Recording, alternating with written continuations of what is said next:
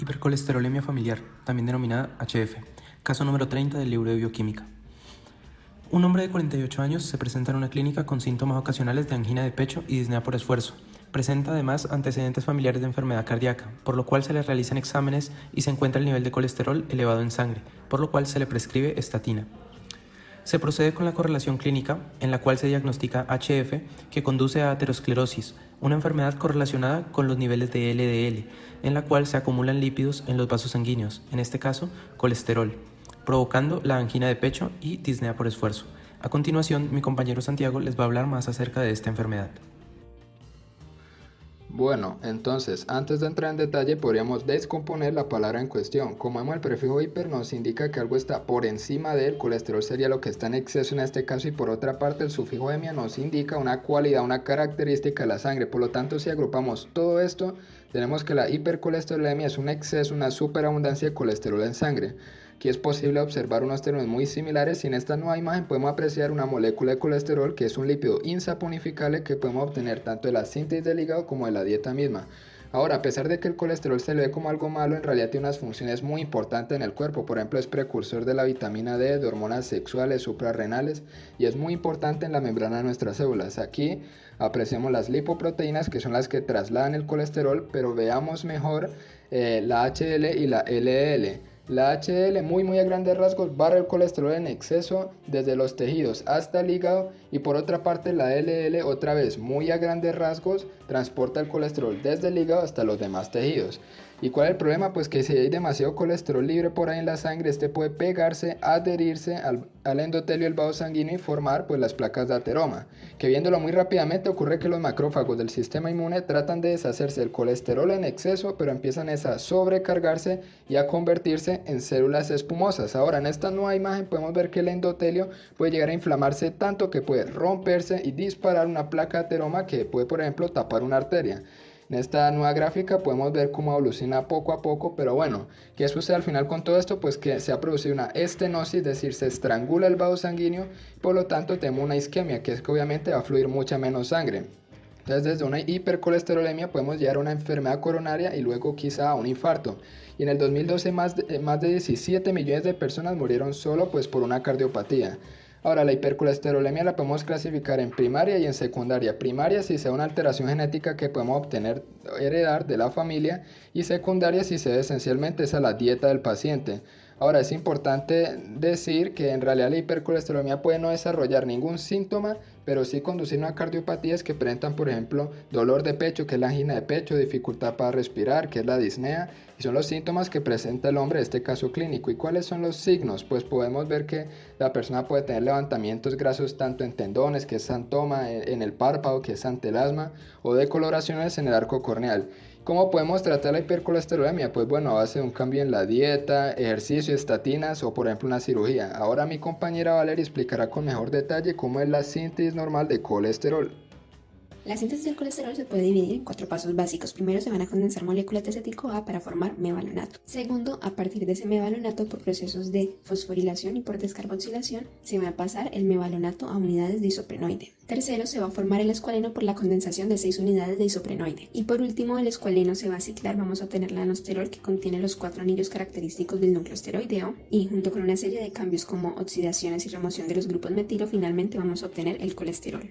Una parte importante del proceso de síntesis de colesterol sucede al principio y es donde actúa la hidroximetilglutaryl coenzima A reductasa o sencillamente HMG-CoA reductasa. Inicialmente teníamos acetil-CoA. 2 moléculas de acetil-CoA se van a condensar para formar acetoacetil-CoA que posteriormente se va a condensar junto con otra molécula de acetil-CoA y me van a formar la 3-hidroxi-3-metilglutaryl-CoA. Este paso es catalizado por la HMG-CoA sintasa. Luego, por reducción gracias a un NADPH, la HMG-CoA va a pasar a mevalonato. Este paso es catalizado por la HMG-CoA reductasa. Justo aquí es el paso limitante de la síntesis del colesterol y el grupo de fármacos más efectivos para regular los niveles de colesterol actúan sobre la HMG-CoA reductasa. Este grupo de fármacos se llama estatinas. El metabolismo de las lipoproteínas.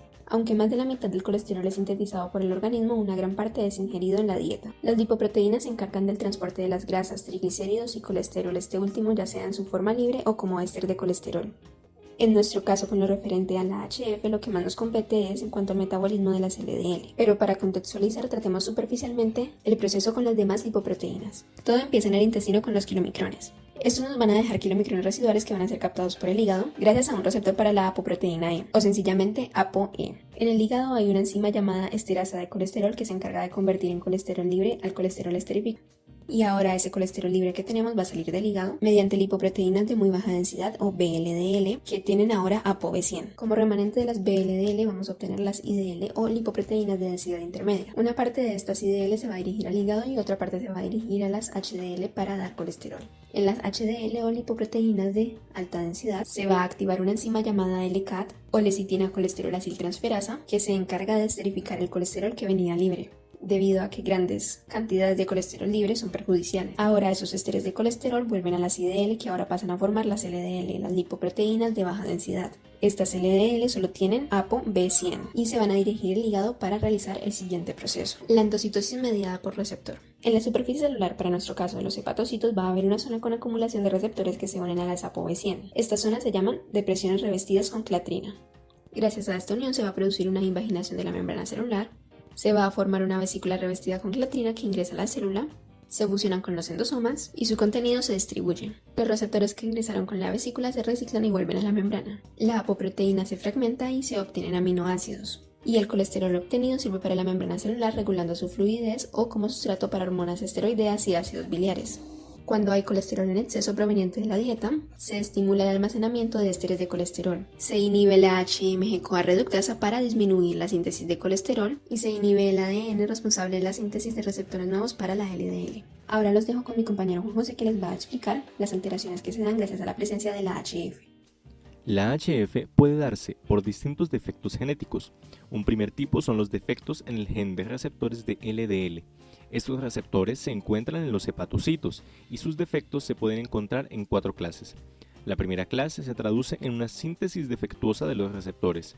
La clase 2 tiene que ver con fallas en el transporte de los receptores desde el retículo endoplasmático hasta el aparato de Golgi. La clase 3 afecta la unión de los receptores con la LDL y la clase 4 afecta la internalización de la LDL que se ha unido a los receptores. Un segundo tipo de mutaciones se dan en el gen de PCSK9. Esta proteína enzimática se une a los receptores de LDL y, una vez dentro del hígado, evita que los receptores sean reciclados, llevando a menos receptores en la membrana preparados para recibir LDL. Dentro de estas mutaciones hay 2 formas, la de ganancia de función, que lleva a menos receptores en la membrana, y la de pérdida de función, que permite disminuir los niveles de LDL. Y un tercer tipo de mutaciones se presentan en el gen de ApoB100. Estos afectan a los ligandos que están en la LDL, de forma que no se pueden unir a sus receptores. Todas estas mutaciones conllevan a una mayor cantidad de LDL, puesto que no son capaces de unirse en las fositas recubiertas o no pueden entrar al hepatocito. Esto ocasiona que no haya una regulación del colesterol, porque si no entra al hígado, el sistema de regulación que ya vimos no captará la presencia de colesterol y lo seguirá creando, aumentando el colesterol endógeno y entrando en un ciclo muy dañino. A continuación, mi compañero Juan Camilo explicará los exámenes clínicos para el diagnóstico de HF.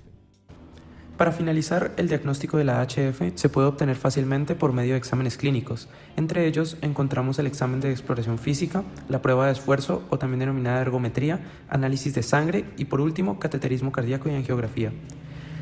En primer lugar nos encontramos con la exploración física. Este examen consiste en encontrar signos de enfermedad mediante la inspección, palpación, auscultación y percusión en el paciente. En los casos de HF se pueden apreciar arterias estrechadas, agrandadas o endurecidas, síntoma de la aterosclerosis producida por la HF.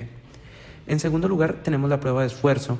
Esta consiste en estresar el corazón mediante la actividad física, en un ambiente clínico controlado, y por medio de esta se pueden revelar problemas cardíacos que no se podrían ver en otras circunstancias. Por consiguiente, también tenemos la prueba definitiva para el diagnóstico, que es el análisis de sangre, en el cual se pueden medir los lípidos en sangre, y en especial lo que nos interesa, los niveles de LDL. En la siguiente tabla se pueden apreciar los niveles de LDL objetivo en pacientes que presentan enfermedad coronaria y los pacientes que no. Finalmente, también se puede recurrir a un cateterismo cardíaco y angiograma, examen en el cual se inyecta un líquido en los vasos sanguíneos del corazón por medio de un catéter, comúnmente introducido por la pierna. y utilizando rayos X se podría revelar una obstrucción producida por la aterosclerosis. Muchas gracias por su atención.